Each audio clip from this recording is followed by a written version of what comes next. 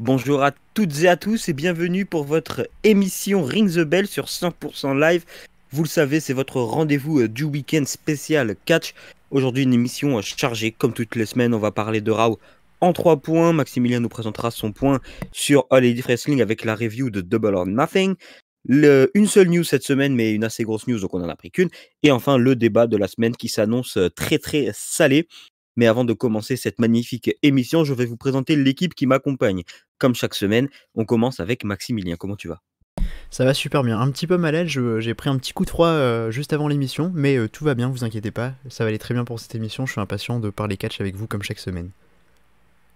Maximilien est donc en flu game, bien évidemment, comme la plus grande légende du sport, bien évidemment. Il combat la maladie et je trouve ça magnifique. Deuxième larron, il s'appelle Nathan. Comment tu vas? Bonjour à tous, très bien, je vais très bien. Hâte de parler catch, même si on va parler de Raw, quand même toujours heureux d'être là. Et oui, on doit parler de Raw, malheureusement, c'est dans notre métier, même si on aimerait ne pas en parler. Et on va beaucoup en parler cette semaine. Et enfin, Thomas, comment tu vas? Ça va très très bien, merci beaucoup. J'espère que tu vas bien aussi et prêt pour commencer. Eh bien écoutez, ça va nickel, et puisque tout le monde est prêt, on va tout de suite commencer. On commence avec le recap de Raw, et on va commencer avec la scène du main event, et on se connaît maintenant l'affiche pour le titre de la WWE. C'est Drew McIntyre qui ira défier Bobby Lashley à Hell in a Cell. Nos craintes de la semaine dernière se sont confirmées lundi soir. Drew McIntyre a bien battu Kofi Kingston, et il ira donc défier Lashley à Hell in a Cell dans un Hell in a Cell match. On ne le sait pas encore, pour l'instant c'est un match simple. Maximilien, toi, qu'est-ce que tu penses de ce match? Est-ce que tu es déçu de la victoire de McIntyre ou non? Ouais, alors ça va. Je vais un petit peu revenir sur ce qu'on disait la semaine dernière, hein. Du coup, ouais, je suis un peu déçu de voir que c'est encore une fois McIntyre qui ira défier le champion Bobby Lashley lors du prochain pay-per-view. J'ai l'impression que les deux ne vont jamais, comment dire, les chemins des deux ne vont jamais se séparer. Ça m'ennuie un petit peu. Ça m'ennuie aussi parce que j'avais cru un petit peu à la hype Kofi Kingston, mais ça c'est de ma faute. J'aurais pas dû faire confiance à la WWE. Donc ouais, je suis déçu. J'imagine que je suis pas le seul. Ça va être un énième McIntyre-Lashley. Alors je sais qu'ils sont peut-être pas affrontés tant de fois que ça, mais c'est l'impression que j'ai en tout cas. D'autant que, alors, je ne sais pas quel sera le résultat du combat à l'Inicel. J'espère que Lashley conservera, mais quoi qu'il en soit, je pense qu'on aura le même combat à SummerSlam de toute façon. Donc, ouais, je suis assez déçu que ce soit McIntyre qui soit sorti de Raw avec la victoire. J'aurais aimé qu'on ait un petit vent de fraîcheur, j'en demande peut-être beaucoup, mais un petit Kingston Lashley, ça aurait été génial quand même, ça aurait été super et ça aurait fait une petite pause dans le programme entre McIntyre et Lashley. Parce que je pense personnellement, je me suis lassé très vite à la fois de McIntyre dans le main event, mais je vais pas revenir là-dessus, mais aussi de cette feud entre Lashley et McIntyre, parce que j'ai l'impression de voir la même chose toutes les semaines. Donc voilà pour moi. Un déçu de la victoire de Drew McIntyre. Nathan, est-ce que tu vas rejoindre Maximilien dans le camp des déçus ou pas? Je le rejoins totalement, cependant on va quand même essayer de tirer un point positif de tout ça. Je dirais que le match entre Kingston et McIntyre à Raw était plutôt pas mauvais, c'était plutôt intéressant, surtout qu'on a eu un finish clean pour une fois, c'est rare, faut le souligner. Après voilà, c'est encore une fois McIntyre, donc ça va devenir un peu lourd. Déjà que la rivalité tourneront depuis Mania, ça va continuer encore, donc c'est décevant, mais en espérant qu'on ait au moins un le match qui puisse un peu pimenter peut-être tout ça. Et voilà, le problème c'est que bon, voilà, McIntyre, ça tourne beaucoup en rond dans son personnage, il n'y a aucune évolution, donc il y a du mal à s'investir derrière.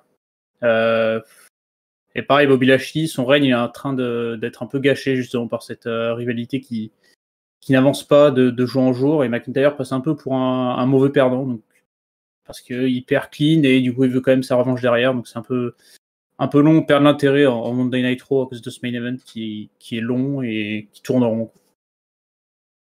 On reparlera de l'intérêt porté aux fans pour Raw dans notre fameux débat. Mais pour l'instant, je vais passer la parole à Thomas. Est-ce que Thomas va rejoindre le camp des déçus? C'est la question que tout le monde se pose. Est-ce que ça va faire un clean sweep pour les déçus?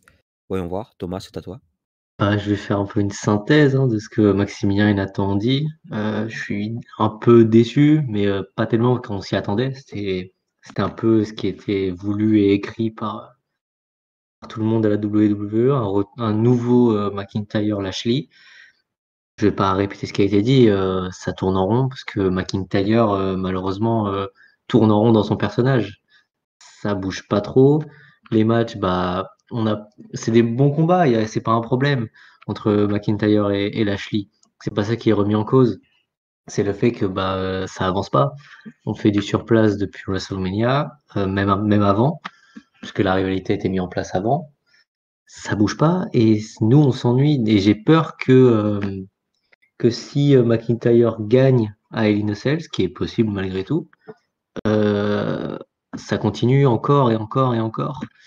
Donc je vois pas trop comment ça pourrait se terminer parce qu'il y a personne. On va en reparler très bientôt, mais il y a personne dans le main event. Et ouais, Kofi Kingston, même si mettons que Kofi Kingston gagne, et même s'il perd après contre Lashley, au moins ça nous permet de souffler et on aurait le droit à un beau match. Un match qui change en plus sur deux styles différents.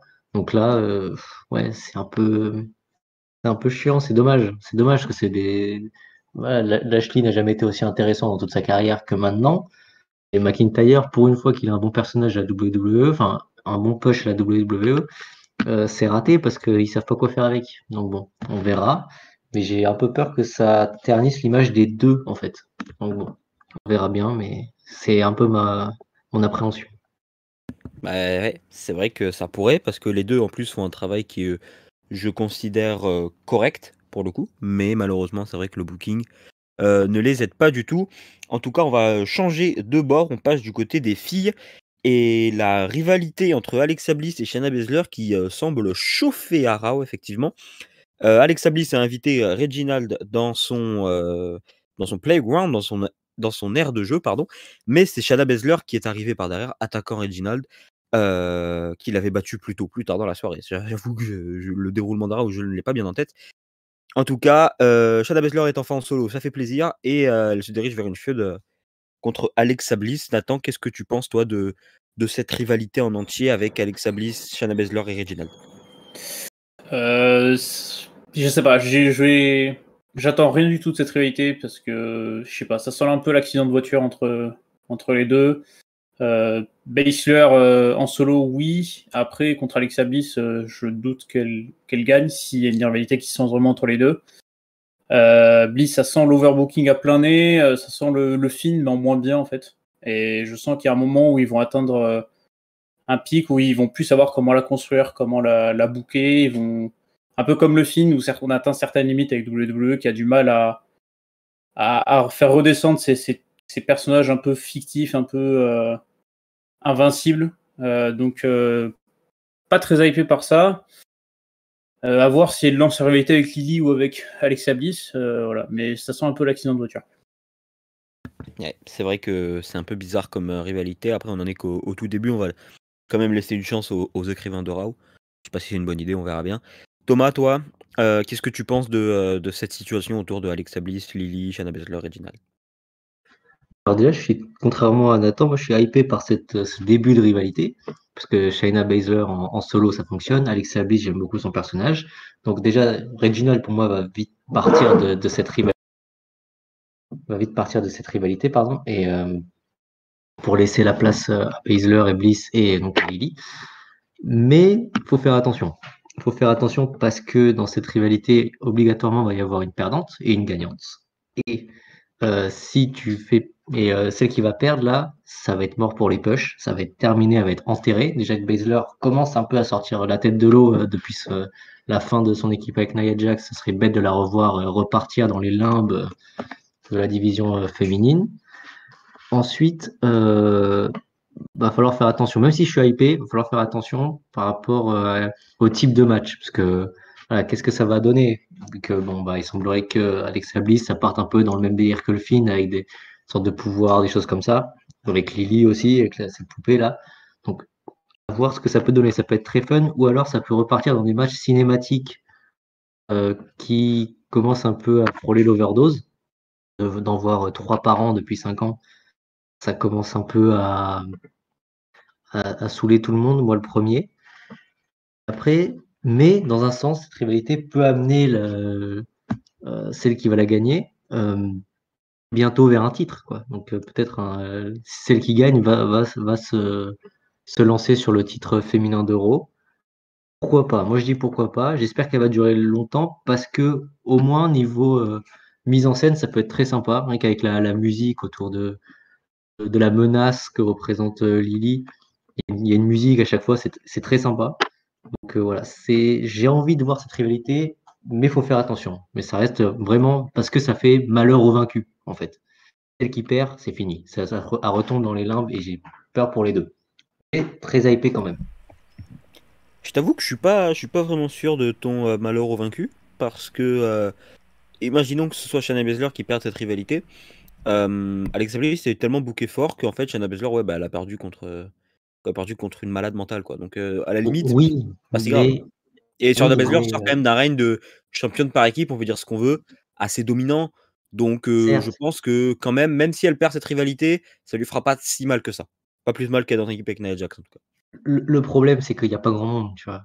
Le problème, il est là. C'est que, bah, après, enfin, je trouve que moi, ça peut être vraiment une mauvaise chose. Parce que si Baszler perd, on va dire, ouais, mais en fait, si elle est en solo, Arrow, elle gagne pas. Ou elle fait des trucs chiants, on s'ennuie. Ou alors, elle se retrouve en équipe avec Nia Jax et c'est n'importe quoi. Et si Bliss perd, son personnage, il est mort. Le film. Donc, j'avoue que moi, c'est ce qui me fait. On verra après le déroulé de la rivalité, c'est bien tout juste de commencer. Faut voir comment ça va se goupiller. On verra bien. Effectivement, je vais laisser la parole maintenant à Maximilien qui va pouvoir nous parler de cette magnifique rivalité qui commence. Merveilleuse, merveilleuse rivalité. Alors, je suis un petit peu partagé là-dessus. En fait, j'ai la même crainte que Thomas, c'est-à-dire que finalement ce soit une impasse pour les deux, que voilà, malheur à l'invaincu. Celle qui perdra cette feud, je ne sais pas ce qu'elle va devenir. Il y a un moyen de remédier à ça, et il y a une seule condition, c'est si Shayna Baszler bat Alexa Bliss à plat de couture pendant leur affrontement, euh, avec l'idée que ça permettrait à Alexa Bliss de se ressourcer un petit peu, parce que elle est très forte, elle a un charisme exceptionnel, c'est une star, le rôle qu'elle a, elle le gère à merveille. Par contre, on commence à se lasser, encore une fois. Je sais pas si c'est que moi, je ne pense pas. Mais ce personnage d'Alexa Bliss pardon, qui hérite un petit peu du personnage du Fiend en son absence, ça devient très répétitif. Donc pour moi, la solution de se sortir de ce bourbier, ce serait que Shayna Baszler batte Alexa Bliss de façon assez convaincante et que derrière, Alexa Bliss change de personnage, redevienne un petit peu la cheerleader qu'on avait connue auparavant, la cheerleader un peu dérangée, sans qu'elle soit complètement... comment dire, sans qu'elle se soit retrouvée dans une dimension parallèle avec The Fiend, parce que j'aime beaucoup Alexa Bliss, et j'ai envie de la voir réussir, et pour moi, la voir réussir, ça passerait par un changement de personnage, parce que là, le personnage qu'elle a ne peut pas perdre. Et donc, les feuds qu'elle a vont être, comment dire, très... comment puis-je dire, on connaît l'issue, quoi. On connaît l'issue, on sait que Alexa Bliss, elle peut, comment dire, dominer n'importe qui. Mais pour moi, il faut que ça change. Il faut que Shayna Baszler batte Alexa Bliss, et que Alexa Bliss redevienne la Alexa Bliss de ses débuts dans le main roster à SmackDown, pourquoi pas. Parce que là, franchement, le personnage me gonfle un petit peu, et je suis par contre très content de voir que Shayna Baszler soit enfin débarrassée de Nia Jax. C'est quelque chose que j'attendais depuis le début de leur association, hein, on va pas se mentir. Alors je sais pas où est-ce que ça va la mener, mais en tout cas ça peut être une prétendante très sérieuse au titre de la championne de Raw. Alors qui sera la championne de Raw d'ici là, on sait pas. Ce sera peut-être Charlotte, et pourquoi pas voir un Charlotte contre Shayna Baszler, ce serait génial. Arrête. Donc voilà, moi je suis plutôt, je vais pas dire que je suis hypé par ce match, parce que c'est pas vrai, mais le petit scénario que je me suis fait en tête me plaît énormément en tout cas. Charlotte Shayna Baszler, espèce d'assassin. Vous n'avez pas honte? En parlant de cette rivalité entre Charlotte et Rhea Ripley, eh bien on en vient. On est là. On va donc parler maintenant du titre féminin de Raw. Et Nikki Cross qui joue toujours la perturbatrice, hein, entre les deux, entre la challengeuse et la championne. La semaine dernière, Nikki Cross avait tenu 2 minutes face à Rhea Ripley. Cette semaine, Nikki Cross tient 2 minutes contre Charlotte. On sait que Charlotte et Rhea Ripley vont s'affronter à Hell in a Cell. Est-ce que Nikki Cross peut s'introduire dans ce match et faire comme à l'époque de la WWE d'il y a un mois, c'est-à-dire un triple menace, ou alors est-ce que ça va rester Charlotte vs Rhea? On va très vite oublier Nikki Cross. Thomas, qu'est-ce que tu en penses? Alors, je pense que ça va rester en 1 contre 1, donc Charlotte Rhea. Nikki je pense, va rester aux alentours, parce que ça a l'air d'être un peu trouble fête, cette rivalité. Pour quelle raison, je ne sais pas. Peut-être un push de Nikki bientôt, sûrement, vu que ça a l'air d'être lancé pour ça. Par contre, oui, encore une fois, déjà, ce Beat the Clock Challenge de 2 minutes, c'est ridicule. Ça fait vraiment penser, genre voilà, on vous donne des matchs de 2 minutes, mais au moins comme ça, il y a les femmes à l'écran. Voilà, de la WWE, quoi. Et surtout, ça les rend. Enfin, c'est peut-être que mon ressenti, hein, mais perdre face à Nikki Cross qu'on n'a pas vu depuis 6 mois, 2 fois de suite, enfin, même si c'est selon des stipulations spécifiques, mais je trouve que ça les rend faibles et ridicules. Enfin, surtout ridicules, Charlotte et Rhea. Donc, je suis. Ça m'agace un peu, parce que autant je suis pas fan de Charlotte et de l'avoir autour du titre, mais bon, Charlotte, enfin, elle est puissante de base, voilà, elle est pushée comme ça depuis le début, elle l'est de base. Mais là, avec ce qui se passe avec Nikki Cross autour, je sais pas, ça m'agace un peu. Mais bon, à voir comment fonctionne le personnage de Nikki Cross désormais dans les semaines à venir. Après, surtout après Hell in a Cell. Parce que je pense pas qu'elle va intervenir à Hell in a Cell. Ce sera pas un triple menace, ça va rester une contre une. Peut-être genre une sorte de double disqualification, une connerie du genre, un truc comme ça. Parce que bon, ils vont nous sortir un truc du chapeau encore une fois. Mais voilà, ça m'agace un peu ce genre de choses. Parce que ça sort totalement de nulle part. Et en plus, c'est un manque de respect envers Nikki Cross de dire ouais, je peux te battre en 2 minutes. Déjà, je trouve ça irrespectueux dans ce genre de rivalité, même pour une personne. Enfin, je sais bien que c'est du catch, hein, c'est pas vrai, mais bon, un peu de respect, quoi. Déconnez pas, les gars, pour dire ouais, 2 minutes, je trouve ça humiliant. C'est mon point de vue et c'est ce qui m'agace également autour de cette pseudo-rivalité. Je sais pas trop quoi dire. Ouais, non, je suis pas très hypé et je vois pas où ça va mener, en fait, surtout. Je vois pas du tout où ça va mener. À part dans le mur, là, je vois pas. Eh ben écoute, on va voir si Maximilien est agacé également par cette situation autour de Nikki Cross. Ah bah Maximilien est très agacé. Hein. Non mais je veux dire à qui profite cette série de 2 combats? Parce que ça profite certainement pas à Nikki Cross, qui par 2 fois s'est sauvé du ring pour gagner du temps et essayer de passer les 2 minutes. Ça ne profite pas à la championne, qui a donc perdu de cette façon-là la semaine dernière. Et ça ne profite pas à la challengeuse, qui a perdu cette semaine avec cette stipulation ridicule. Je n'en reviens pas. Je ne sais pas à qui cette série de combats profite. Je suis perdu par rapport à ça. Là, on a bientôt Hell in a Cell, et donc la championne et la challengeuse ont toutes les deux perdu contre une catcheuse qui fait pas partie des premiers plans. Hein. Et encore perdu, pas vraiment, parce qu'elles se sont pas fait de pin, mais il y a eu ce Beat the Clock qui a été battu par Nikki Cross. C'est d'un ridicule absolu. Je ne vois pas, je ne sais pas ce qui se passe dans la tête des scénaristes qui ont booké ces 2 combats. Je ne comprends pas, je ne sais pas quelle est leur logique. Je pense qu'il n'y en a pas, je pense qu'ils doivent simplement présenter quelque chose pour combler 3 heures de show, et c'est comme ça qu'ils l'ont fait. Je ne comprends pas. Alors j'espère que ça mènera quelque part pour Nikki Cross, parce que vraiment elle le mérite. J'adore sa présence, j'adore son énergie, je trouve qu'elle apporte quelque chose à l'écran, c'est indéniable pour moi. Et j'espère qu'on la verra s'introduire dans la lutte pour le titre à un moment donné, mais pas comme ça, faut qu'elle gagne des combats. Alors peut-être pas contre Charlotte ou Rhea Ripley, mais après c'est vrai que la division féminine est très mince, mais il faut lui faire gagner des combats, mais pas comme ça. Si elle arrive au titre, on aura cette sensation qu'elle est arrivée au titre par chance, presque par accident. Je trouve ça d'un ridicule absolu, et je ne comprends pas ce qui se passe dans la tête des scénaristes, tout simplement. Nous avons 2 personnes très agacées, vous l'avez compris. Est-ce que Nathan va nous faire un triplé d'agacement? Nathan, je t'en prie. Ah bah là oui, le triplé il est réalisé, parce que c'est catastrophique. Nikki Cross est heureux de ne pas avoir de pas avoir perdu en 2 minutes, elle prend ça comme une victoire, c'est un peu ridicule. La championne perd, la challengeuse perd, personne gagne, donc c'est un peu triste. Là, j'ai vraiment peur pour Rhea Ripley qui, je pense, est arrivé trop tôt dans le main roster parce qu'ils sont en train complètement de la tuer. Hein. Son règne, il est incompréhensible. Limite, Rhea Ripley a moins gagné que Dana Brooke, donc c'est un peu compliqué. Bizarre, très bizarre. Mais c'est pas PA, faux. PA, qu'est-ce que t'en penses, toi? De ça, bah écoute, moi, la division féminine de Raw est un chantier sans nom. Quand je la compare à celle de SmackDown, où c'est bien organisé, on a une championne qui s'appelle Bianca Belair et une challengeuse, Bayley, qui est très énervée contre cette championne parce que elle a triché pour gagner à WrestleMania, selon elle et selon moi aussi, et plus récemment à WrestleMania Backlash aussi en utilisant ses cheveux. Là, en fait, c'est des matchs de 2 minutes, c'est une guerre de gamins, en fait, qui ne mène nulle part. Et la pauvre Rhea Ripley, j'étais très content quand elle a gagné contre Asuka.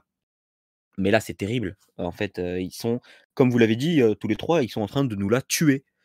La Rhea Ripley, c'est terrible. Elle a 24 ans, elle est incroyable. Je la trouve très charismatique dans le ring, elle est impressionnante. Et ils lui font faire des matchs de 2 minutes contre Nikki Cross, alors qu'ils font ça à Charlotte. À la limite, Charlotte, elle a plus rien à prouver. Si la carrière de Charlotte s'arrête demain, elle va dans le Hall of Fame et puis c'est tout. Mais Rhea Ripley a que 24 ans, encore une fois, et ils sont en train de nous tuer son premier run dans le main roster. Je sais pas si vous êtes d'accord avec moi, mais je pense Complètement, que oui, j'ai complètement, entendu ce PA, que vous dites. complètement. Mais dans la feud de Rhea Ripley, heel ou face? C'est même Ah, ça, mais même ça, on comprend pas. c'est la question que j'ai posée la semaine dernière dans cette même émission. Mais- Je ne sais pas si elle est heel ou face. L'argument, je pense que l'argument c'est qu'elle est twinner, mais pour moi une twinner, elle perd pas, enfin elle se fait pas avoir en 2 minutes dans un Beat the Block Challenge. Surtout le fait être twinner sans public, tu peux pas. D'ailleurs, Tu peux pas être twinner sans public. C'est la base pour être twinner, c'est qu'il faut un public. Et Sasha Banks a bien fait avant WrestleMania, hein, en vrai. Enfin, mais c'est des bruits parce que c'est Sasha Banks. Elle a l'habitude. D'accord. Sasha Banks, c'est la GOAT, c'est vrai, j'avais oublié, pardon. On verra quand il y aura des publics comment Ripley sera reçu, mais déjà une twinner ne perd pas en 2 minutes, mais une championne ne perd pas en 2 minutes non plus. Donc, déjà, mais même eux, ils savent pas si elle est une championne twinner encore. Bref. Fini de parler de Raw, on va en reparler dans notre grand débat. Ne vous inquiétez pas, on va pouvoir lâcher tout notre sel tous ensemble, ça va être super sympa à la fin de cette émission. Mais pour le moment, je vais laisser la parole à Maximilien qui doit nous faire son recap de Double or Nothing, le 3e du nom. Messieurs, qu'il est bon de faire une petite pause sur la WWE, sur Raw en particulier, et que c'est bon aussi de revoir des fans dans une arène pleine. C'est vraiment cette impression de bonheur retrouvé qui nous envahit quand on commence la 3e édition de Double or Nothing dimanche dernier, alors que le show commence dans le crépuscule de Floride. Vraiment, le visuel est magnifique. Pour ouvrir ce pay-per-view, un combat entre Brian Cage et Hangman Adam Page. Un combat très solide et peut-être les signes d'un face turn à venir pour Brian Cage, l'actuel membre de la Team Taz. Alors, peut-être pour pas longtemps, un membre de la Team Taz, puisqu'il refuse l'aide que lui ont proposé Ricky Starks et Hook avant de perdre contre Adam Page. Donc, Page qui continue sa route vers un futur match pour le championnat du monde de la AEW. C'est un très bon opener et c'est une belle victoire pour Hangman Adam Page et aussi un très bon développement de personnage pour Brian Cage. Ça fait beaucoup de age, je sais, mais c'est comme ça. Le roster de la AEW est constitué de à peu près 50% de Cage, Page. Donc, on s'en sort, on a du mal à s'en sortir. On passe d'un très bon match à un excellent match. Les Young Bucks qui défendaient leur ceinture de champion par équipe contre Jon Moxley et Eddie Kingston. Défense couronnée de succès pour les Bucks qui poursuivent à la perfection ce run en tant que heels. Un rôle qui est vraiment fait pour eux. Alors c'est un rôle qui est souligné par l'utilisation d'une bonbonne de gel pour tenter de se défaire de leurs adversaires comme il y a 2 semaines contre les Varsity Blondes. Et ils remportent la rencontre grâce à un BT trigger sur Jon Moxley qui pourtant quelques secondes auparavant s'était dégagé à 1 d'une série de super kicks. Ça va pas faire plaisir à tout le monde, cela dit, quand on se laisse prendre au jeu c'est sympathique. Qui dit Double or Nothing dit Casino Battle Royale. Et au terme d'une bataille royale dans laquelle figuraient notamment Matt Hardy et Christian Cage, qui nous ont offert un moment de nostalgie inestimable en se tenant l'un face à l'autre au milieu du ring, c'est finalement Jungle Boy qui, un peu à la surprise générale, élimine Christian et décroche un billet pour un match de championnat mondial. Résultat très apprécié par les fans qui ont repris sa musique d'entrée après le combat. Et on a eu la confirmation aujourd'hui même que Jungle Boy, alors aujourd'hui, quand je dis aujourd'hui, c'est le vendredi 4 juin, date de l'enregistrement de cette émission, que Jungle Boy allait affronter Kenny Omega le 26 juin dans un épisode de Dynamite diffusé exceptionnellement un samedi. Le résultat controversé de ce show, c'est Cody Rhodes qui se défait d'Anthony Ogogo clean, alors que l'ancien boxeur était construit de façon très forte ces dernières semaines. Cody Rhodes se paye même le luxe de se relever des fameux coups de poing dans l'abdomen, un petit peu la marque de fabrique d'Ogogo qui a couché plusieurs superstars de la AEW de cette façon.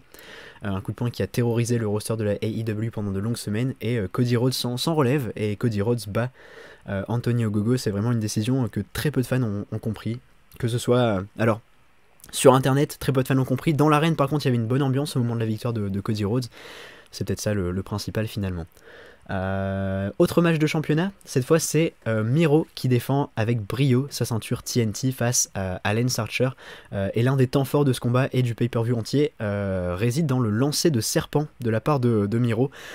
Jake Roberts, qui accompagnait Lance Archer, était muni de son célèbre sac dans lequel se trouve son serpent de compagnie, et Miro s'est attiré les foudres du public en le balançant hors du ring. On vous rassure, aucun animal n'a réellement été blessé lors de cette séquence, et de toute façon c'est très certainement Lance Archer qui a ressenti le plus la douleur après un accolade victorieux de Miro. Le championnat féminin de la AEW était à son tour défendu. La championne Hikaru Shida mettait sa ceinture en jeu contre Britt Baker dans l'un des combats les plus attendus de ce pay-per-view, et le combat a bien répondu aux attentes. Duel aussi technique que violent, et il marque le début d'un nouveau règne, car Britt Baker parvient à remporter le titre autour duquel elle tourne depuis des mois, grâce à son redoutable Lockjaw. Hikaru Shida qui perd son titre après plus d'un an de règne, je pense que ça mérite quelques applaudissements. Je vous encourage à applaudir chez vous. On se rapproche des deux main events de la soirée, mais d'abord, on se doit d'aborder le grand combat livré par Sting, son coéquipier Darby Allin et leurs adversaires Ethan Page et Scorpio Sky. On avait un petit peu peur du retour de Sting dans le ring pour la AEW. On le pensait peut-être un petit peu affaibli de par son âge, peut-être aussi un petit manque de souffle lié à l'âge aussi. En réalité, ça a été la star de ce combat. Il nous a offert un crossbody depuis le décor à l'extérieur du ring, plusieurs Sting Splash, un Scorpion Deathlock, et il remporte la victoire pour son équipe avec le Scorpion Death Drop. C'est tout simplement une superbe performance livrée par la légende des rings Sting. Maintenant, on a envie de le revoir, dans un run peut-être par équipe avec Darby Allin. On passe donc au premier des deux main events de la soirée. Le champion de la AEW, Kenny Omega, doit défendre sa ceinture contre deux adversaires, Orange Cassidy et Pac. Un triple threat dans lequel Orange Cassidy a failli créer la surprise plusieurs fois, passant très près d'immobiliser un adversaire pour le compte de 3, mais au final c'est la roublardise de Kenny Omega qui a fini par faire le travail. Il conserve l'un de ses 4 titres de champion du monde actuel grâce à un crucifix pin sur Cassidy, et aussi une série de coups de ceinture de champion sur Pac quelques instants auparavant après avoir assommé l'arbitre. C'est pas très beau, monsieur Omega. Et le dernier combat de la soirée, la guerre des clans entre The Inner Circle et The Pinnacle, qui continue de faire rage à la AEW. Quelques semaines après le Blood and Guts match, les clans menés par Chris Jericho et MJF respectivement ont encore une fois croisé le fer dans un Stadium Stampede match, combat se déroulant dans un stade complètement vide. Si vous aimez la bagarre, la vraie, si vous aimez le chaos complet, je vous empresse de voir ce match car vous allez être servi. Entre descente en rappel en guise d'entrée, coups de combiné de téléphone, jet de bouteille de bière, on a eu droit à peu près tout ce qui était possible et imaginable. Et à la fin, Sammy Guevara fait le tomber sur Shawn Spears au milieu du ring, comme si de rien n'était, et donne la victoire au Inner Circle, qui ne sera pas dissous, puisque la stipulation était qu'en cas de défaite, le Inner Circle devait se dissoudre. Il faudra entendre encore un petit peu. C'était le point AEW avec Double or Nothing. On se retrouve la semaine prochaine pour un résumé de Dynamite. Dynamite qui a lieu, voilà, encore une fois, la nuit de l'enregistrement de cette émission. Merci beaucoup, Maximilien, pour ce magnifique résumé de Double or Nothing. On va tout de suite passer aux news de cette semaine. Il n'y en a qu'une, et c'est pas une super news. Cette semaine, la WWE a décidé de virer des gens, tout simplement, des releases qui ont fait la surprise. Ils étaient annoncés, mais c'est plus les noms qui ont été lâchés, qui ont créé une surprise un peu phénoménale. Pour faire simple, Braun Strowman, Aleister Black, Ruby Riott, Lana, Santana Garrett et Buddy Murphy ont tous été remerciés par la WWE dans un tweet qui a fait grand bruit mercredi après-midi. Je vais tout de suite demander à Nathan ce qu'il pense de ces remerciements et voilà. Vas-y Nathan, tu peux y aller. Déjà, c'est jamais cool de voir des gens perdre leur emploi. Les noms qui ont été annoncés ont été vraiment très très surprenants. Quand on voit Santana Garrett, par exemple, elle a été utilisée, malgré que ce soit une très bonne lutteuse. Malheureusement, elle n'a pas du tout été utilisée dans le roster, donc pas très étonnant. Pareil pour Murphy, on s'attendait à le voir dans la première vague il y a quelques mois. J'espère qu'on pourra le voir du côté d'AEW, parce que c'est un super lutteur. Il est fit, hein, comme il l'a montré sur les réseaux sociaux dernièrement. Pour Lana, c'est assez surprenant parce qu'ils ont essayé des choses avec Lana. Ils ont essayé de la mettre sur le devant de la scène. Malheureusement, ça n'a pas bien fonctionné. Sur le ring, c'était compliqué, mais ça restait une très bonne manageuse. Donc, je pense qu'il y avait encore ils auraient pu faire quelque chose encore avec elle. Malheureusement, le roster féminin se vide petit à petit. Tout comme Ruby Riott. C'est assez surprenant parce que voilà, ils cassent une nouvelle équipe avec le Riott Squad qui pouvait bien marcher, qui avait du potentiel. La pauvre Liv Morgan a perdu Sarah Logan et Ruby Riott, donc elle doit se sentir un peu seule. Voilà, donc le roster féminin qui se vide un peu plus. Et c'est là qu'on va voir que le titre par équipe féminin est vraiment un poison pour cette division féminine, parce que quand on regarde tout le roster principal, les 3/4 ils sont occupés avec ce titre, ce qui laisse les titres majeurs assez vides. Donc voilà, quand on compare le roster d'NXT et d'NXT UK féminin, il est limite 4 fois plus gros que celui du roster principal. Donc c'est un peu bizarre. Et pour les deux gros noms, c'est vraiment très très surprenant. Braun Strowman était dans le main event pour Raw de WrestleMania Backlash pour le titre majeur. Il était l'une des valeurs sûres de WWE. Voilà, c'était le big man qui était là pour le main event, pour le titre majeur. Donc on le pensait vraiment un peu intouchable. Donc c'est vraiment très très surprenant de le voir quitter comme ça la WWE. Est-ce qu'il continuera le monde du catch? C'est pas sûr. Les rumeurs l'enverraient soit au cinéma, soit nulle part. Un arrêt total de sa carrière. C'est dommage. Ça fait encore quelqu'un de moins pour le main roster. Malheureusement, Braun Strowman, j'ai l'impression qu'ils ont raté un peu le train il y a 4 ans, en 2017, quand il était vraiment au sommet. C'est un très bon jeu de mots, ça. Braun Strowman, c'est très bon. C'était travaillé. Et pour Aleister Black, ben, c'est encore plus surprenant parce qu'ils ont mis les moyens, ils lui ont mis ils ont donné les clés du camion pour faire les vignettes. Ça a bien marché, ça a suscité de la curiosité. Ils l'ont fait apparaître pour la première fois physiquement à SmackDown vendredi dernier. Depuis je sais pas combien de temps il n'était pas apparu sur le ring, pour rentrer en rivalité avec Big E, et puis là, du jour au lendemain, ben, plus rien. C'est assez bizarre, je sais pas comment Big E va le sentir pour cette semaine à SmackDown. Je pense qu'il va faire comme si de rien n'était, c'est assez bizarre. Voilà, c'est très surprenant. Je sais pas si Nick Khan a une certaine influence, et c'est les rumeurs qui commencent à arriver, c'est que Nick Khan aurait vraiment une influence du côté de WWE, pardon. Et aurait peut-être un peu joué sur ses renvois. D'un côté, Aleister Black, on sent que peut-être qu'ils ne savaient pas trop comment le booker, donc ils ont voulu le virer très vite pour pas avoir ce problème-là, ce qui est un peu bête. Mais bon, c'est décevant, c'était très surprenant. Et c'est encore un roster qui se vide petit à petit, et c'est vraiment compliqué du côté de WWE en ce moment. Je vais laisser la parole aux autres, mais je vais revenir vite fait sur ce que tu as dit à propos de Liv Morgan. Ça me brise le cœur. Voilà. Comme tu l'as dit, ils ont détruit une autre équipe. Non, ils ont détruit la seule équipe legit qu'ils avaient. La seule équipe que tout le monde voulait voir avec ses titres par équipe. Et Liv Morgan ne gagnera pas le titre par équipe avec Ruby Riott. Du moins pour l'instant, on n'est jamais à l'abri. Ne jamais dire jamais la WWE. Mais ouais, Liv Morgan qui perd Sarah Logan il y a 1 an, et maintenant Ruby Riott, c'est terrible.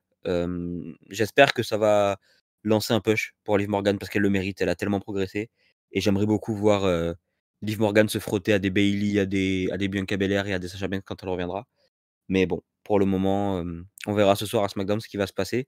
Et c'est vrai qu'avec Aleister Black, c'est très bizarre aussi, parce que les vignettes à SmackDown étaient incroyables. Très envie de voir ce qu'ils allaient faire avec lui, ils l'ont fait apparaître.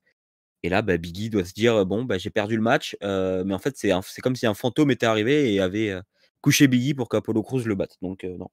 Très bizarre, très très bizarre. On verra ce qui va se passer cette semaine à SmackDown, ce soir même. En attendant, je vais donner la parole à Thomas. Qu'est-ce que tu as à dire, toi, rapidement, sur tous ces remerciements? Bah, c'est une mauvaise surprise. Voilà, on l'a dit, hein, c'est jamais plaisir de voir ces nouvelles, mais surtout les noms qui sont annoncés. Parce que autant, voilà, Nathan l'a dit, Santana et Murphy, surtout Murphy, on s'y attendait un peu. Voilà, ils ont jamais su quoi faire de lui, malgré son talent indéniable. Ça saute aux yeux, ce mec, il a du talent à revendre.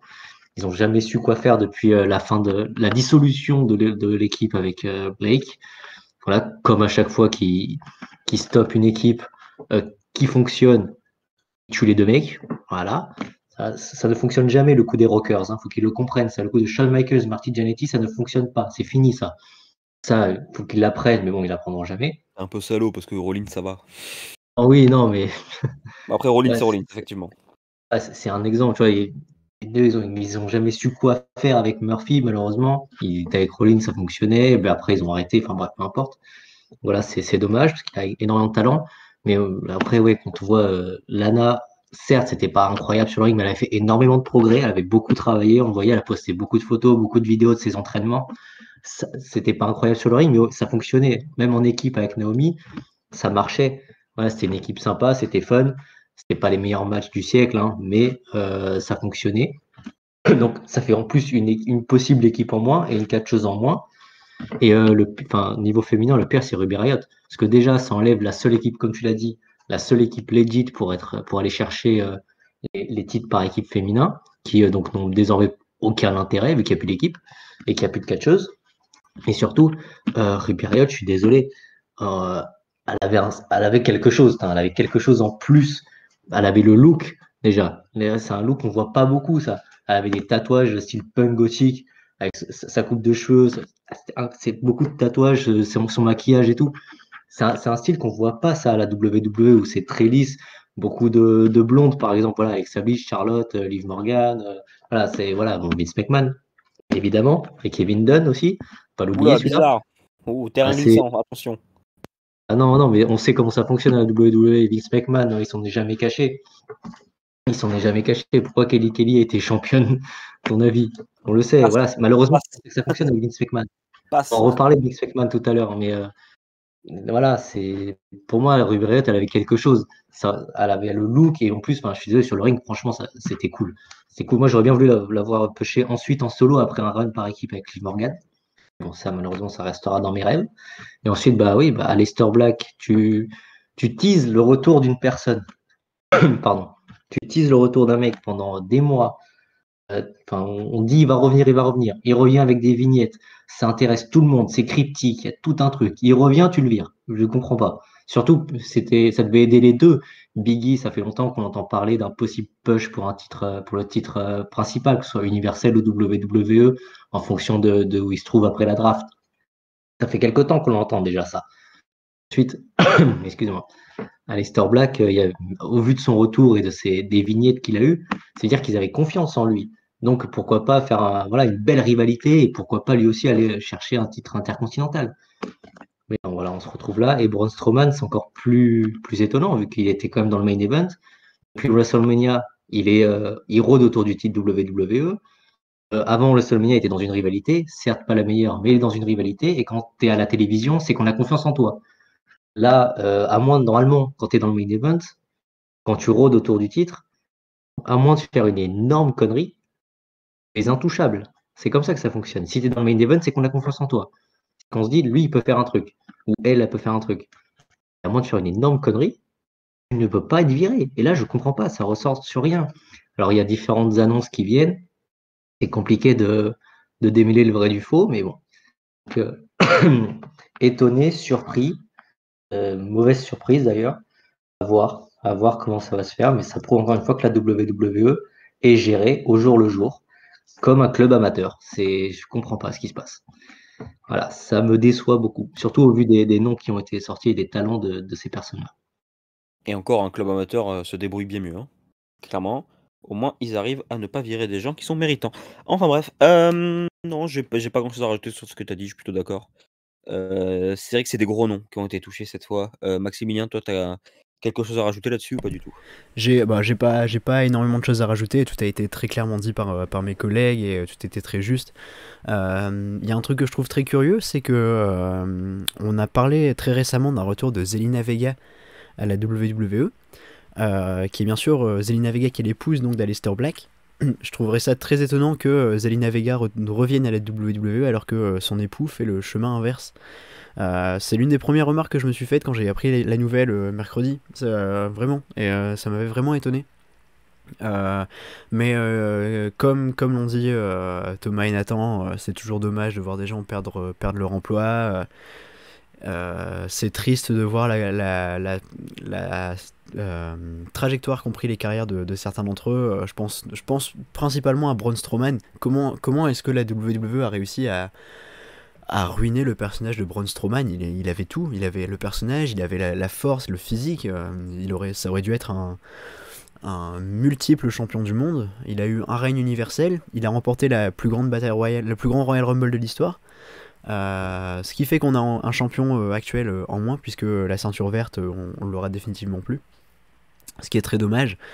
Je ne comprends pas pourquoi, je ne comprends pas comment Braun Strowman a pu être si mal booké du début à la fin de sa carrière. C'est pas vrai, il y a eu des petits éclairs de génie, hein. Son run, comme le disait Nathan en 2017, où il détruisait tout sur son passage. C'était Ce fameux lancer de chaise sur Roman Reigns. Oh, Merveilleux. c'était glorieux, c'était glorieux. Pour reprendre l'expression de Nathan rapidement, je te coupe, je te rends la parole juste après. Ils ont raté le train de Braun Strowman. Quand il a défié Brock Lesnar, c'était un backlash. Alors l'année par contre, 2017 je crois d'ailleurs, ou 2018 peut-être, je ne sais plus du tout. Bref, en tout cas, il y a eu un match 1 contre 1 contre Brock Lesnar pour le titre universel. Braun Strowman a perdu et à ce moment-là, il aurait dû gagner. Et là, peut-être que Braun Strowman serait encore employé aujourd'hui. Après, on ne sait pas, c'était il y a longtemps, mais ils se sont bien rattrapés parce que bon, Braun Strowman a quand même gagné un titre mondial. Mais il y a un goût d'inachevé, que c'est certain. Ah ouais, je pense que t'as complètement raison quand tu dis que sa carrière aurait été différente s'il avait battu Brock Lesnar.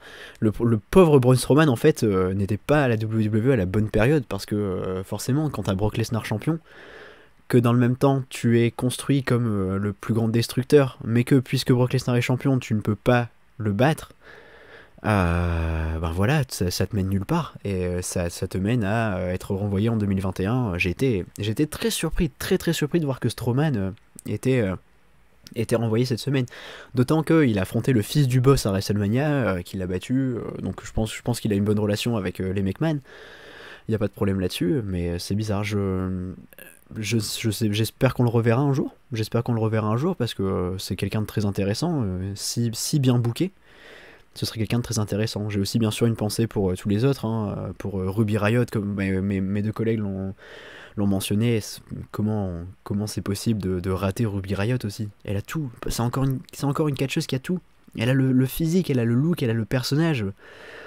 Ah, c'est énervant. C'est très énervant. Après, je pense à Lana qui va. Alors, est-ce qu'elle va rejoindre son cher et tendre Miro à la AEW? Peut-être pas. Mais voilà, c'est dommage. Donc j'ai une pensée pour toutes les personnes qui ont perdu leur emploi cette semaine, et je leur souhaite bien sûr une grande réussite pour l'avenir. Je vais en rajouter une toute petite couche sur Ruby Riott avant de passer au débat. Il faut savoir que Ruby Riott a été absente pendant un très long moment parce qu'elle s'est fait opérer des 2 épaules. Elle revient de très très loin, Ruby Riott, avec ses blessures. Et la voir virée comme ça, alors que ouais. Comment rater le Riott Squad? C'est ça déjà aussi. Que Sarah Logan parte faire un bébé, c'est ok. Mais Ruby Riott, Liv Morgan, c'est le Joker et Harley Quinn. Ça marche. Et ils en ont pas profité, malheureusement. Et j'espère que Ruby Riott va revenir à la WWE pour gagner un titre avec Liv Morgan, parce que pour moi, c'est quelque chose qu'ils doivent faire. Ils nous le doivent. Après nous avoir donné Tamina et Natalia en champion par équipe, désolé Maximilien, mais on doit avoir Qu'est-ce que tu viens de dire là? Liv Morgan. On doit avoir Liv Morgan et Ruby Riott championnes par équipe, parce que sinon, ces titres que j'ai beaucoup aimé avec Sasha Banks et Bayley, en fait, c'est les seuls bons règnes qu'il y a eu, quoi. Voilà. Oui, j'en passe une pour Sasha Banks. Au passage, Bien sûr. les titres par équipe féminin, c'était vraiment du booking à court terme. Parce que je ne vois pas comment ils se sont dit que c'était une bonne idée avec si peu Je d'équipes. pense que Mais c'est Vince McMahon qui l'a fait à force d'avoir Bayley et Sasha Banks qui toquaient à la porte tous les jours pour avoir leur titre par équipe. On va vous les C'est ça. donner et En après vous allez plus, peut-être nous casser les couilles. Et voilà. Déjà, puis en plus, quand dans ton roster, t'as le Royal Squad et t'avais Billie Kay et Peyton Ross, tu dis, ah bah pourquoi pas. Sauf qu'en fait, ça repose sur rien et Pourquoi ils l'ont pas fait sur Pourquoi une pas mode. faire un match où l'équipe qui perd est dissoute? Merveilleux. Il ne reste que Liv Morgan de ce match, hein. C'est ça qu'il faut dire.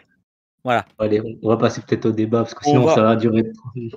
on va totalement passer au débat, Thomas, et ne coupe pas ton micro parce que tu vas parler en premier sur ce débat. Le débat concerne, oui, oui, ouf, effectivement, tu as beaucoup à dire. Ce débat concerne le meilleur show de la WWE. C'est faux. Monday Night Raw, le show du lundi soir, les 3 heures de torture rouge de la WWE. Pourquoi est-ce que les fans, comme nous, comme vous, perdent de l'intérêt pour ce show? Bien sûr, nous ne sommes pas des génies, on va pas avoir toutes les réponses. Il y en a tellement en même temps à donner, tellement de solutions. Mais on va essayer de vous donner de petites pistes en une vingtaine de minutes. Donc Thomas, tu commences. Pourquoi est-ce que les fans perdent de l'intérêt pour Monday Night Raw? Alors, un grand A, petit A. On est parti. Alinéa Euh, 12. c'est ça. Non, il y a tellement de raisons. C'est simple, c'est juste. Enfin, c'est simple. C'est simple et c'est compliqué en fait. C'est juste qu'il y a beaucoup de raisons. Déjà, 3 heures. La première, 3 heures, c'est trop long. 3 heures dans une époque actuelle qu'on vit tous, où maintenant ça passe par Internet, c'est sur Netflix et sur Amazon, on choisit ce qu'on veut regarder, que ce soit à la télévision, enfin, soit à la télévision par rapport à Netflix ou Amazon, et sur les ordinateurs, sur YouTube, tout comme ça. On choisit notre temps d'antenne en fait. 3 heures dans une époque où tout va vite, c'est pas possible. Et surtout, encore 3 heures, on pourrait dire si le show est bon, on peut se dire ok, d'accord, je fais un effort parce que j'aime ça, parce que je vais voir quelque chose d'excellent, même de très bon ou de bon. Là non, c'est indigne d'être présenté à la télévision ce qui se passe à Monday Night Raw. Parce que déjà ça fait 1 mois qu'on a le même show. Alors faut qu'on s'en rende compte ça. Excusez-moi. Moi aussi comme Maximilien je suis un peu malade. Déjà on a le même show depuis 1 mois. C'est indigne. Et ça dure depuis 3, 4, 5 ans, ça déjà. On enchaîne les mauvaises prestations où les taux d'audience sont bas, mais historiquement bas. Donc déjà, ça, c'est une première chose. 3 heures, c'est trop long. Et, une chose qui est tellement bête, mais tellement simple. Juste faites du catch, tout simplement. Pour que les gens reviennent voir votre show. La WWE, c'est une entreprise de catch. Certes, entertainment, c'est important, mais à la base, c'est faire du catch. Il n'y a pas de catch avant des Night Raw. Vous avez 2 matchs de 2 minutes, avec les championnes d'ailleurs. Vous avez 15 000 pages de pub. Ouais, ça, c'est les Américains, il y a pratiquement 9 pages de pub sur 3 heures, c'est beaucoup, surtout pour nous, Européens. Il y a 9 pages de pub, les choses toujours les mêmes, c'est toujours les mêmes personnes que vous voyez en main event, c'est toujours les mêmes matchs. Et surtout, c'est des matchs qui sont entrecoupés par des promos, par des interventions tous les 4 matins parce qu'ils ne savent pas comment terminer les combats. Déjà, rien que ça, si tu te concentres que sur le catch, déjà tu vas ramener du monde. Parce que les gens qui veulent juste voir du catch, ils s'en vont, ils vont à la AEW parce que c'est ce qui se rapproche le plus de la WWE, mais avec du bon catch déjà, avec moins de micros et plus de bon catch et dans un temps plus court. Si tu veux juste voir du catch et pas de micro à l'américaine, tu vas à la New Japan. Parce qu'au moins là, tu t'éclates, tu as du bon catch. C'est tellement basique. Et en plus, en d'autres choses, c'est que déjà, il n'y a pas de renouvellement de génération. Derrière, je parle en production. Que sur le ring, depuis l'Attitude Era, il y a eu 2 renouvellements de génération. Il y a eu ceux de l'Attitude Era, The Rock, Austin et tout, qui sont partis en 2003-2004. Ensuite, vous avez eu les Edge, les Jeff Hardy, et les mecs comme ça, qui étaient en équipe à ce moment-là, qui étaient les jeunes, qui ont pris les devants. Ils se sont dit, bon, vas-y, c'est à nous maintenant. Ils sont devenus champions. Edge est devenu 11 fois champion. Vous avez eu Jeff Hardy, il y a eu Matt Hardy qui était toujours là, il y a eu Christian, tous les mecs comme ça. Et ensuite, il y a eu une génération puis ensuite John Cena qui est arrivé, qui a posé les bases. Et maintenant, vous avez les Roman Reigns, les Seth Rollins, les Cesaro, les Charlotte, les Bayley, les Sasha Banks. Donc là, il y a un renouvellement de génération. Sauf que derrière, c'est toujours les mecs, c'est toujours les Bruce Pritchard, c'est toujours Kevin Dunn, et c'est toujours Vince McMahon, Stephanie McMahon qui gère. Que Vince McMahon, il a 80 ans. McMahon, le monde, il a changé. Kevin Dunn, c'est peut-être la pire personne de l'histoire de la WWE. Le On pire rappelle, on rappelle l'une de ses masterclass. Non, je ne vais pas donner le micro à Becky Lynch parce que son accent est insupportable. Voilà. Celle-là, elle est Entre belle. autres. Hein. Celle-là, Je elle suis est pas fan magique. de Becky Lynch, mais c'est quand même une grosse connerie. Celle-là, elle est magique. Ensuite, Bruce Pritchard. Bruce Pritchard, il est bon, il n'y a pas de souci. Il comprend le catch, il n'y a pas de problème. Sauf qu'il était déjà là dans les années 80, il était là dans les années 90, il était dans les années 2000, 2010 et 2020. Le mec, ils sont bloqués à un moment. Ah, Vince McMahon, c'était un génie, Vince McMahon. Sans lui, le catch, il existe, le catch tel qu'on le connaît actuellement, que ce soit New Japan, AEW, Ring of Honor, tout ce que tu veux. Sans Vince McMahon, le catch, il n'existe pas comme il est. Parce que c'était un visionnaire. Dans les années 70-80, c'était un visionnaire, il avait tout compris. Le câble, MTV, l'attitude era, comment l'amener à un autre niveau, les mélanges avec la fin de Reagan, tout ça, l'Amérique puissante, il a réussi à changer tout ça. C'était un visionnaire. Mais il a 80 ans, le monde, il va trop vite pour lui. C'est fini. Il faut un renouvellement de génération. Après, juste, voilà, donc déjà ça, c'est fini. Et juste un dernier point, ce qui fait que Monday Nitro est mauvais, c'est que c'est le chauffard de la WWE. Et ça fait 20 ans que la WWE est au sommet, depuis la fin de la WCW, quand ils l'ont racheté. Sauf que ça fait 20 ans que les mecs, il n'y a personne autour d'eux, ils sont en haut de la montagne. C'est Disney actuellement, ils font ce qu'ils veulent. Il n'y a personne pour les pousser derrière. Il y a peut-être la AEW, mais c'est à moyen terme. La New Japan, c'est pas le même délire. Eux, ils sont sur du catch, même aux États-Unis. Ils s'implantent, mais eux, c'est sur du catch. Ça fait 20 ans qu'ils sont tout seuls. Il n'y a personne pour les pousser derrière pour la concurrence. Bah, quand tu n'as personne derrière toi pour te pousser, pour te concurrencer, bah, tu prends tes aises et tu fais ce que tu veux vu qu'il n'y a personne derrière toi. Il n'y a personne devant, il n'y a personne derrière. Tu es tranquille. Donc, ils se sont reposés sur leur laurier. Et depuis maintenant 5-6 ans, c'est mauvais. Parce qu'ils se complaisent dans la médiocrité parce qu'il n'y a personne d'autre. Parce qu'ils sont sûrs de gagner, il n'y a personne. Donc voilà, c'est ces choses-là qui font que les gens ne vont pas voir Monday Nitro. Et tant que vous n'aurez pas changé ça, et ben ça, ils vont se complaire dans la médiocrité et le taux d'audience va encore baisser, encore une fois. C'est un peu long, désolé. Non, non, non, c'est très intéressant ce que tu dis. Je vais juste revenir sur ton dernier point. La concurrence. En fait, aujourd'hui, personne ne peut concurrencer avec la WWE. La WWE, c'est un empire ça fait 30-50 ans qu'ils sont là, les gars. Ils sont Évidemment, tout seuls. évidemment, mais c'est ça, mais ça fait surtout là, ça fait 20 ans, vraiment 20 ans qu'ils sont tout seuls, pile 20 ans qu'ils sont tout seuls. En fait, 2001, mars 2001. maintenant, là, tout de suite, c'est trop tard. Personne va pouvoir concurrencer la WWE. Et je crois que pour la EW, pour même la TNA, on l'a vu, essayer de concurrencer la WWE, c'est Non, une mauvaise idée parce que tu ne vas pas gagner. La TNA, c'était un autre délire. Ils y sont allés alors qu'ils pouvaient pas tenir, c'était pas possible. Et la EW non plus. Ils n'avaient pas le public, ils étaient déjà dans une fin de cycle, la TNA, et puis ils sont arrivés avec Hulk Hogan et refaire les mêmes conneries que la WCW. On va voir si la AEW va faire la même chose. Peut-être que la bien AEW parti, va faire des conneries, mais c'est ça. Mais à moyen terme, c'est éviter de faire des conneries. Ils ont le public. Pour le coup, Ils ont le public, ils ont les moyens. pour le coup, on n'est pas sur ce débat de comparer. C'est juste que voilà, je dis juste que pour la concurrence, je pense qu'aujourd'hui, personne ne peut concurrencer avec la WWE. Si nous, on décidait de créer une compagnie de catch aux États-Unis, on ne pourrait pas concurrencer avec la WWE parce que la WWE est un empire. Et ça se voit, ils ont le network. Bon, aujourd'hui, il y a Peacock pour les Américains, mais enfin voilà. Concurrencer avec la WWE, c'est pas possible, à part si tu as des moyens qui sont astronomiques et même avec ça, est-ce que Elon Musk peut concurrencer avec la WWE? Bah, je suis pas sûr. Je suis pas sûr parce que Vince McMahon, comme tu l'as dit, c'est un visionnaire qui a construit son empire et maintenant, bah, il est tout seul. Alors, est-ce que il faut attendre la mort de Vince McMahon? On va peut-être se calmer, on n'est pas CM Punk, on n'est pas en pipe bomb, mais parce que de toute façon, ça va rester dans sa famille. Donc, je sais pas si c'est totalement la faute de Vince McMahon parce qu'on voit qu'un show comme SmackDown qui est fait par la même compagnie, si, c'est possible, je vous le promets, est bon, excellent, oui, bah oui, excellent. Voilà, excellent. Le mot est lâché. Le mot est lâché. Pour moi, SmackDown est un show, excellent. Maximilien, toi, est-ce que tu as des petits arguments, concernant la perte d'intérêt pour Raw? Pour les fans? Alors, j'allais parler des 3 heures, Thomas l'a très bien fait, parce que pour moi les 3 heures c'est vraiment le gros problème. Pour moi c'est le principal problème, tu ne peux rien construire de concret en 3 heures, tu ne peux que t'étaler. Et ça fait un show qui n'est pas de bonne qualité. T'as beaucoup de contenu, mais pour très peu de qualité. Je pense qu'il faudrait vraiment condenser tout ça dans un show de 2 heures. Le problème, c'est que la 3e heure rapporte énormément d'argent à la WWE pour ce qui est du sponsoring.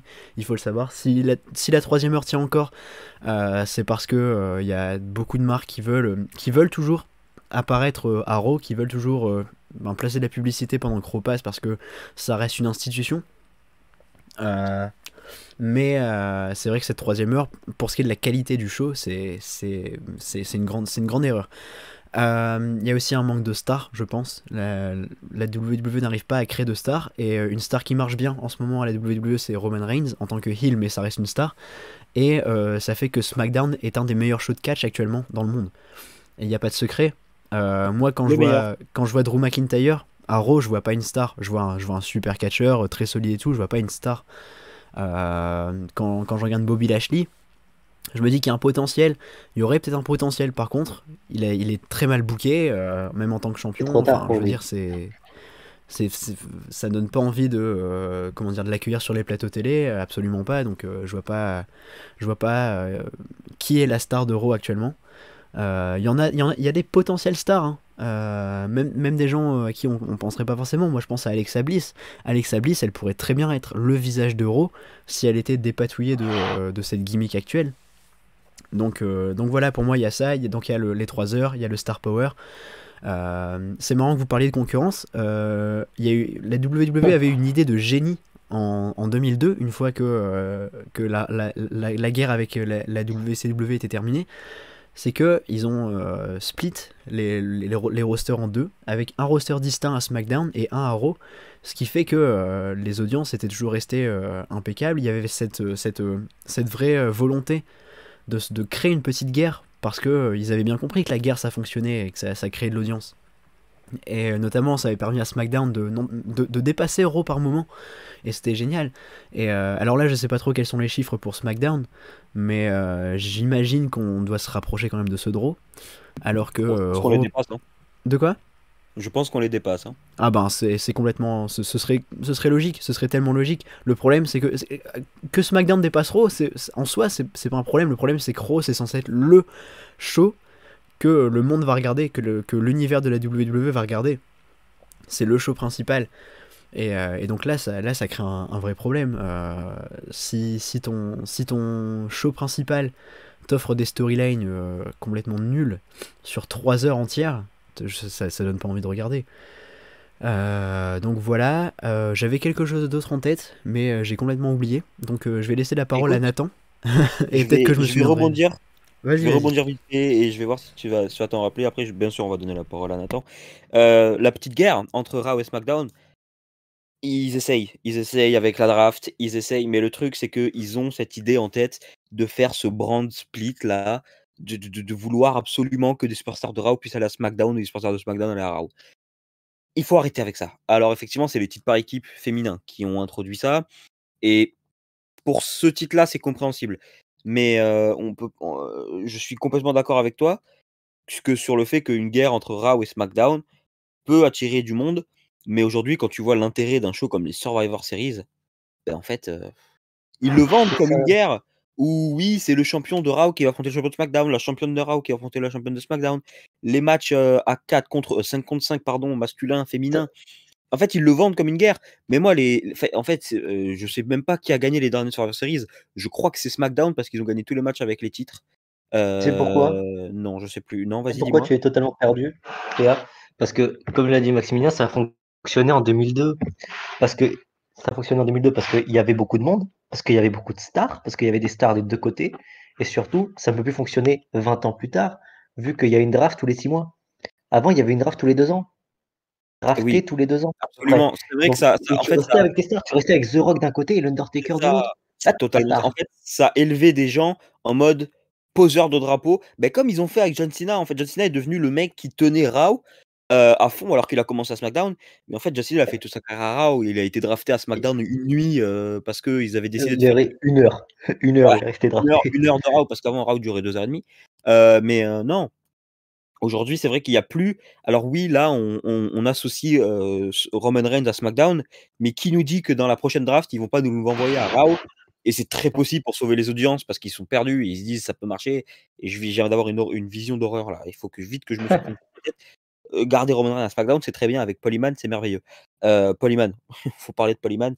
Mais on va laisser Nathan parler parce qu'on l'a pas encore laissé parler. Donc Nathan, vas-y, si tu peux rajouter un petit quelque chose sur ce débat, pourquoi les fans perdent de l'intérêt pour Raw. Alors déjà, je suis tout à fait d'accord avec ce que vous avez dit depuis le début. Les matchs de 2 minutes, c'est plus possible, c'est chiant. La 3e heure d'Euro, c'est long. On le voit encore avec les audiences. Ils ont fait encore un record de pire audience avec 1 400 000 de moyenne, avec 1 100 000 sur la 3e heure. Donc les gens partent dès la fin de la 2e heure. Là où SmackDown, je crois, est à 1,8 million ou 2 millions, à peu près. La wildcard rule là, qu'ils ont mis, c'est pas bon non plus. Et déjà, il faut se poser les bonnes questions. Quand on veut regarder un show de catch, pourquoi on va regarder Raw? Pour qui on va regarder Raw? Pourquoi? Là, j'ai pas de réponse précise. Et pour qui on veut regarder Raw? Pour personne. À l'heure actuelle, il n'y a personne qui donne envie d'aller regarder Monday Night Raw. Ça tourne en rond. Ça fait 2 mois depuis WrestleMania que c'est les mêmes shows, qu'il y a les mêmes personnes au même endroit. Les rivalités, elles sont mal écrites. Elles sont pas bonnes. Même quand ils tentent de faire de l'humour, par exemple, on sent qu'ils ont 30 ans de retard sur les gags. Je vais revenir sur le Money in the Bank de l'an passé, par exemple, ou les gags avec les batailles de bouffe, etc. C'était marrant au début des années 2000 peut-être, mais en 2021 ou 2020, c'est passé, c'est fini. Les gens ont peut-être marre aussi de la PGRA. Ça fait longtemps que ça dure. Est-ce qu'il ne faudrait pas revenir à un schéma un peu plus violent, peut-être pas forcément nous mettre tout de suite des coups de chaise dans le crâne et des mecs qui pissent le sang partout, mais peut-être des trucs plus adultes, plus sérieux.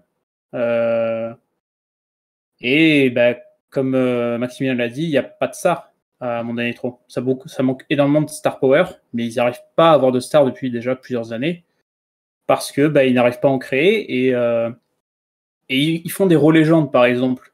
Des rôles légendes où ils rappellent Goldberg, par exemple, où ils nous remettent Hulk Hogan, etc. Mais les spots qu'ils mettent avec ces légendes, normalement, devraient servir à passer le flambeau et à essayer de créer de nouvelles stars. Le problème, c'est que ces légendes-là prennent le spot pour elles et ça n'amène rien du tout parce que la semaine suivante, ils sont plus là et donc ces rôles légendes, par exemple, qui nous mettent 1 fois ou 2 fois par an pour essayer de remonter les audiences pendant 2 semaines, ça sert à rien. C'est inutile. Et une dernière chose, je pense qu'il y a trop de titres chez WWE. Donc on s'y perd un peu. Le titre féminin par équipe, par exemple, ça faut arrêter parce que ça empoisonne totalement la division. On n'a plus personne sur les titres majeurs, il n'y a aucun renouvellement. On a les mêmes combats pendant 2 mois. Le titre 24/7, bon, je pense qu'on peut l'oublier celui-là. Pareil, à une époque, les titres par équipe, un par brand parce que là les brands sont séparés, mais 2 titres par équipe, sachant que leur division par équipe est très faible du côté de WWE et en plus ils ont un peu rien à foutre, ça fait peut-être un peu trop de titres aussi. Et mais d'un autre côté, ils n'ont jamais brassé autant d'argent. Donc j'ai l'impression que eux, du côté de WWE, ils gagnent de la thune, donc ils s'en foutent un peu des audiences. Le problème, c'est quand les sponsors ou USA Network va dire soit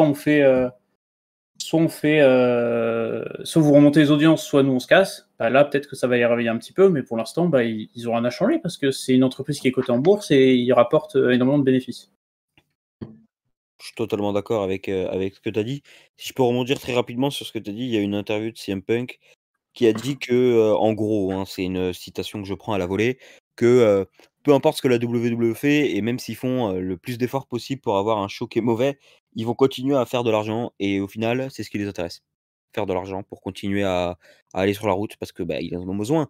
Mais c'est vrai qu'ils sacrifient beaucoup la qualité du show pour l'argent. Thomas, tu as quelque chose à rajouter ou pas?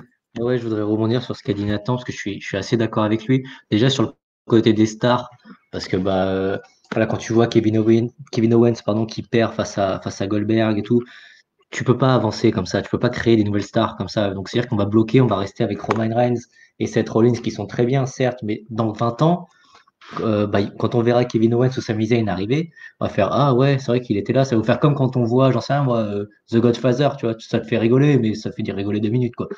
Et ensuite, donc c'est déjà ça c'est dommage, ils créent pas de stars alors qu'ils les ont en plus les mecs. Ils ont des gars là formés à l'indépendant en plus, donc avec un style de catch qui fait plaisir à tout le monde, qui te fait kiffer, qui te fait aimer le catch. On est là pour ça. Donc déjà, ils font une énorme erreur avec ça. Ensuite, juste par rapport au titre, bah ouais, depuis 2010, il y a eu plus d'une dizaine de titres créés à la WWE. Déjà, ça c'est un problème, parce que t'as pas d'assise historique, donc ça avance pas. Donc ton titre, il vaut rien, en fait, c'est ça le problème.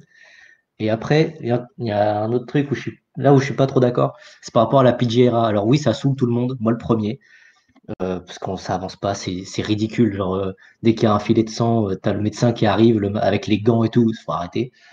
Mais faudrait pas aller trop loin non plus, parce que dans l'époque à laquelle on vit, où chaque phrase est décortiquée, chaque mot est décortiqué, chaque fois qu'il y a un truc qui sort de la ligne, soit une action, quel que soit le trait de la vie actuellement, ça fait des polémiques. Donc, je comprends qu'ils ne veuillent pas y aller. Peut-être, ouais, aller à quelque chose de plus adulte. Ça, je Ensuite, suis. c'est au niveau du catch. Pardon, Pardon? je t'ai coupé, mais sur le fait de la PGRA, la WWE a pris ce virage après la Ruthless Aggression pour devenir un programme plus familial et bah, ça marche au final. Qu'on se le dise, les enfants représentent un grand marché pour la WWE, c'est eux qui veulent Oui, s'habiller. oui, Moi, j'ai 19 ans, j'ai pas envie de m'habiller en Seth Rollins ou en Sasha Banks. mais évidemment. Un petit Évidemment. 8-7 ans, bah, peut-être qu'il a envie. Mais Donc, c'est pour ça que pas montrer tout le temps. Et ce que tu as dit en plus avec le monde dans lequel on vit, où bah, on l'a vu très récemment avec la chanson de Youssoupha pour l'équipe de France, tout Exact, peut créer une polémique à partir d'au c'est final pas ça. grand-chose. Donc Et la la WWE WWE veut très juste sérieux. éviter les polémiques. C'est le truc qu'ils veulent éviter à tout prix.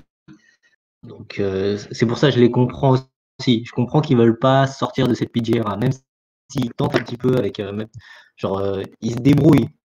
Voilà, ils arrivent à s'en sortir un petit peu, surtout à NXT, mais c'est compliqué, quoi. Après, c'est juste un exemple pour une idée pour remonter Monday Night Raw. Pourquoi pas pour que le public revienne? Une idée, j'espère que Vince écoute. C'est que lors des Monday Night Wars, la WCW avait un show assez long, 2h30, 3 heures aussi.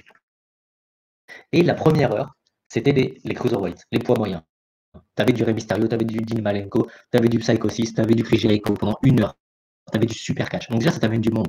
Et au tout début du titre cruiserweight, là, du nouveau titre cruiserweight qui est arrivé en 2014-2015, il me semble, avec Neville et tout ça, ils avaient fait ça. Ils avaient commencé à faire ça pour les premiers matchs comme ça de Monday Night Raw ça a duré quoi, 5-6 mois. C'était les cruiserweights. Ça a duré une demi-heure, 45 minutes. C'était les rivalités des points moyens. Donc au moins, tu avais du bon catch. Et ça, ils l'ont stoppé immédiatement. Et après, c'est surtout à 205 Live, c'était pitoyable. Mais voilà, mettez du bon catch, les gens ils vont revenir. Parce que tu le dis, toi, t'as 19 ans, on a tous eu la vingtaine d'années là ici. Et nous, on veut voir du catch. Et quand on veut voir du catch et quelque chose de plus réaliste, bah, on va à la AEW, on va à la Ring of Honor, on va à la New Japan. Parce qu'on veut voir du catch, on veut pas voir des gens qui s'amusent à faire les guignols, à se balancer de la bouffe et à courir derrière des titres de Air Trousse. C'est ridicule. On veut pas ça quand on a 20 ans. On veut voir du catch parce qu'on est fan de catch. C'est ça le truc, c'est qu'on est fan de catch. Et c'est un mot que la WWE a oublié depuis trop longtemps déjà. Je suis entièrement d'accord avec toi. Pendant que tu parlais, j'ai dû aller chercher qui c'était le champion Cruiserweight. Et j'avais totalement oublié qu'il était à NXT maintenant, le titre Cruiserweight. Donc en fait, ils ont vraiment. Les Cruiserweight ont un show où le champion n'est même pas, parce que c'est Kushida le champion. C'est terrifiant. Je pense que mettre parce que là, 205 Live, c'est après SmackDown, personne ne regarde 205 Live, sans déconner, il n'y a même pas de titre. Donc je pense que mettre les Cruiserweight, donc Kushida et les gars un peu de NXT qui sont pas encore prêts pour les titres, et en début de Raw pour être une petite solution. Est-ce que Maximilien et Nathan ont quelque chose à rajouter ou pas du tout? Non, moi, le point que je voulais faire tout à l'heure, c'était en fait, c'est ce que Nathan a dit juste après, c'était que les audiences, en fait, ça ne veut plus rien dire. Que Ouais. l'argent ne se fait pas avec les audiences, il se fait avec tout ce qui est merchandising, sponsoring, tout ça, et que les audiences finalement n'ont que très peu d'incidence. Donc je pense pas que on a beaucoup de plaintes, mais on sera pas écouté et il y aura pas de changement. Ouais, malheureusement, je pense que tu as raison. Nathan, un petit truc à ajouter Faudrait qu'ils arrêtent les changements de booking 2 minutes avant les matchs aussi. Peut-être penser sur le plus long terme. Parce qu'on sait que Vince McMahon, des fois, change les plans à la dernière minute, change les scénarios de Monday Night Raw 3 heures avant le show, donc les scénaristes sont en panique, ils doivent tout réécrire. Ça aussi, c'est pas forcément une bonne chose pour le show, parce qu'on pense pas du tout au long terme, mais bon, ça fait quelques années que ça dure déjà. Et Kushida est très cool du côté NXT. C'est intéressant. Tu parles des scénaristes, mais même les catcheurs, tu te retrouves avec un scénario, puis 2 heures avant, tu te dis, ah bah en fait, non, tu vas faire totalement autre chose. Bah, le mec, il est pas bien. Voilà, il se retrouve à improviser, en fait. Donc le show peut pas être bon. Et il faut qu'ils arrêtent de leur écarter totalement les promos aussi. Il faudrait peut-être leur laisser un peu plus de liberté au micro, qui pourrait donner un peu plus que ce soit un peu plus intéressant, quoi. Ouais, mais en fait, le problème, il est simple. Ne laissez pas Vince McMahon faire le travail. Il a 80 ans, c'était un génie, il n'y a pas de souci. Sans lui, on serait pas là. Faut qu'on se rende compte de ça. Sans lui, on serait pas là. Mais il est dépassé maintenant. C'est triste à dire, mais il est dépassé. Il faut arrêter. C'est ça. Il faut un renouvellement de génération. Voilà, c'est tout. En production. Pourquoi on s'extasie quand Jason Jordan et Tyson Kidd prennent la production des matchs? Alors que normalement, on devrait même pas le savoir, ça. Ça devrait même pas nous intéresser. Juste parce qu'on se dit, putain, ils sont jeunes, ils ont une autre vision, ils sont bons sur le ring. S'il vous plaît, faites-nous rêver. On est en train de supplier des mecs en production qu'on n'est même pas censé savoir, déjà. Ça me rend triste parce que on n'est même pas censé le savoir, ça, qui produisent les matchs. Qui produit les matchs. Et voilà pourquoi on s'extasie à chaque fois.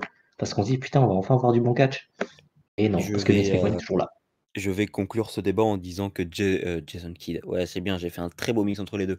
Tyson Kidd, bien sûr, a fait les deux main events de WrestleMania, c'est-à-dire Sasha Banks, Bianca Belair et le triple menace entre Roman Reigns, Edge et Daniel Bryan, et c'était excellent. Voilà. Tyson Kidd président. Tyson Kidd président, bien sûr. Bon, et bien en tout cas, j'espère que cette émission vous aura plu, que ce débat vous aura intéressé. Dites-nous si vous avez des idées, bien sûr, à nous partager pour sauver Modern Night Raw qui en a bien besoin. En attendant, nous, eh bien, on va se laisser. On a déjà fait une bonne heure et quart d'émission. C'est une très belle émission que nous avons fait là. J'espère qu'elle vous aura plu. J'espère que vous avez pris autant de plaisir à l'écouter que nous à la faire. Et eh bien, nous, on se retrouve comme d'habitude vendredi prochain pour une nouvelle émission. Ciao tout le monde. Ciao tout le monde. Salut. Ciao.